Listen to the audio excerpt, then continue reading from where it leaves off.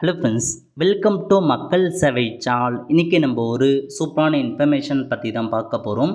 அதாவது ஆதார் சேவை வைப்பதற்கு ஆன்லைன் மூலமாக அப்ளை பண்ணலாம் அப்படின்றதுக்கான அறிவிப்பு வந்து வெளியிட்டிருக்காங்க.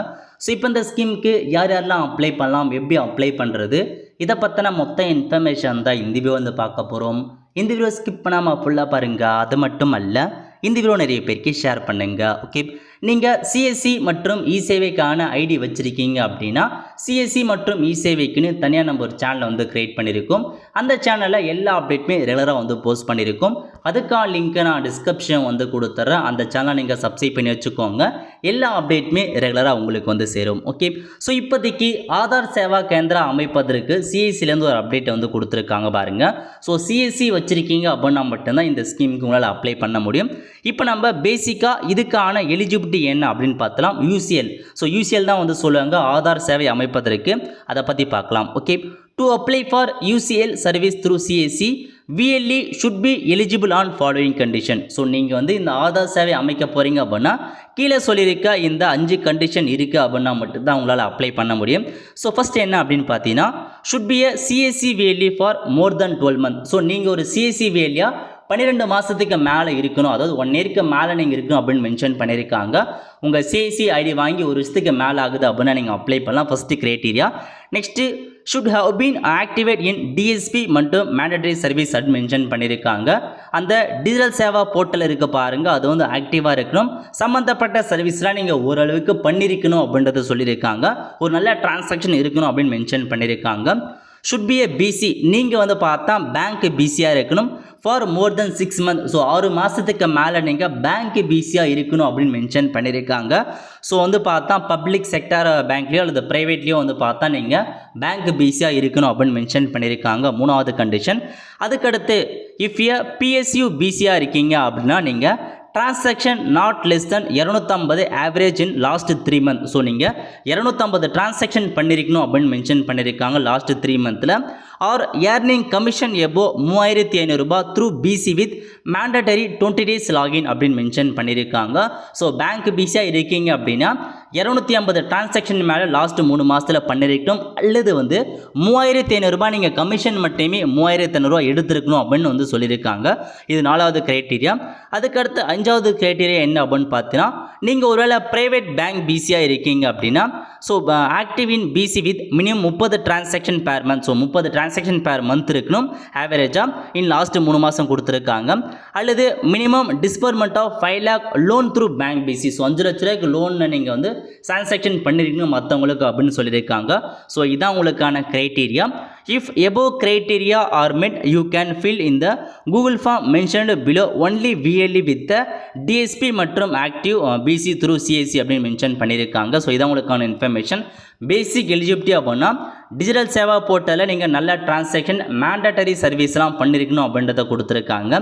அதுக்கடுத்து பிசி பாயிண்ட் நீங்கள் வச்சுருந்து அதுக்கேற்ற டிரான்சாக்ஷனாக இருக்கணும் அப்படின்னு கொடுத்துருக்காங்க.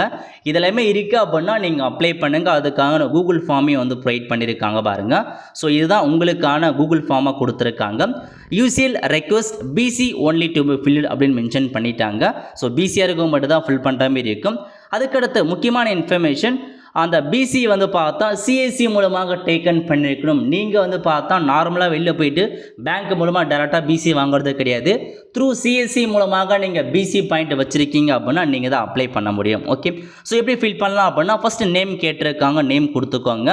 நெக்ஸ்ட்டு உங்கள் சிஎஸ்சி ஐடி கேட்டிருக்காங்க, சிஎஸ்சி ஐடி ஃபில் பண்ணுங்கள்.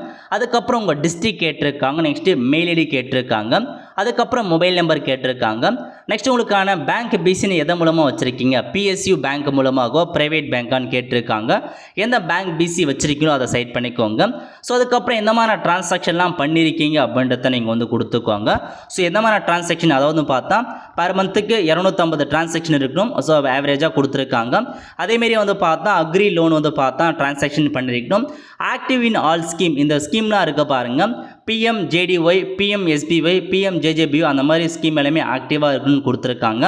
ஏர்னிங் கமிஷன் இந்த மாதிரி எதில் வரீங்களோ அதை நீங்கள் ஆப்ஷனாக நீங்கள் வந்து டிக் பண்ணிக்கோங்க. அடுத்த கட்டமாக ப்ரைவேட் பேங்க் பிசியாக இருக்குன்னா எந்த மாதிரி டிரான்சாக்ஷன் பண்ணியிருக்கீங்க அப்படின்றத சொல்லியிருக்காங்க.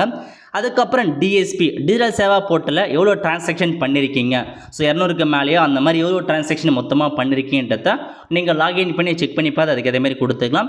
இந்த மாதிரி கேட்டிருக்க எல்லா இன்ஃபர்மேஷனுமே நீங்கள் வந்து ஃபில் பண்ணிவிட்டு சப்மிட் அப்படின்ற ஆப்ஷன் நீங்கள் வந்து கிளிக் பண்ணால் போதும். உங்களுக்கான எல்லா இன்ஃபர்மேஷன்ஸுமே தெளிவாக செக் பண்ணி பார்ப்பாங்க. தெளிவாக செக் பண்ணி பார்த்துட்டு ஸோ சிஐசி மூலமாகவோ அல்லது நீங்கள் பேங்க் பிசி வச்சுருக்கீங்க அந்த பேங்க் மூலமாகவோ உங்களுக்கான ஆதார் யூசிஎலுக்கான சர்வீசஸ் வந்து ப்ரொவைட் பண்ணுவாங்க. பட் கண்டிப்பாக இதுக்கு தேவையான முக்கியமான இன்ஃபர்மேஷன்ஸ் என்ன பண்ணால் ஆதார் யூசிஎல் வச்சுருக்கிறதுக்கு அந்த ஆதார் ஆப்ரேட்டருக்கான சர்டிஃபிகேட் இருக்கணும். அது மட்டும் இல்லாமல் ஆதார் சூப்பர்வைசருக்கான சர்டிஃபிகேட்டும் இருக்கணும் அப்படின்றத நோட் பண்ணிக்கோங்க. ஸோ ஃபஸ்ட்டு இது சர்டிஃபிகேட் இல்லைனாலும் சரி நீங்கள் முதல்ல இதுக்கு அப்ளை பண்ணிடுங்க. அப்ளை பண்ணிவிட்டு உங்களுக்கான ஆதார் ஆப்ரேட்டர் இல்லைன்றவங்க நீங்கள் டேரெக்டாக அந்த சம்மந்தப்பட்ட ஸோ சிஎஸ்சி கிட்டேயோ பேங்க் பிசிக்கிட்டோ நீங்கள் போயிட்டு அதை இப்போ நீங்கள் ஏன்னா புதுசாக நீங்கள் ஆதார் சர்டிஃபிகேட் அப்ளை பண்ணணும் அப்படின்னா அதுக்கான சர்டிஃபிகேட்லாம் கேட்குறாங்க, நம்பர்லாம் கேட்குறாங்க. முன்கூட்டியே நீங்கள் ரெஜிஸ்ட்ரேஷன் பண்ணணும்.